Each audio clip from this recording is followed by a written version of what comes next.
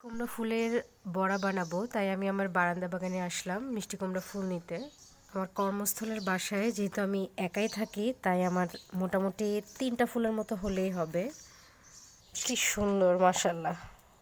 ফুলের সাথে সাথে বড়ার জন্য কয়েকটা বিলাতি ধনিয়া পাতা নিব। এই বারান্দা বাগানে আমি আসলে কিভাবে এই ধরনের গাছ করি, এগুলো নিয়ে কিন্তু আমার চ্যানেলে ভিডিও পাবেন। আমার বারান্দায় কিন্তু বিভিন্ন ধরনের সবজি গাছ আছে। ছোট্ট বারান্দার সেই মিষ্টি কুমড়ার ফুল দিয়ে তাহলে বড়াগুলো বানিয়ে ফেলছি। এটা খুবই অসাধারণ একটা অনুভূতি।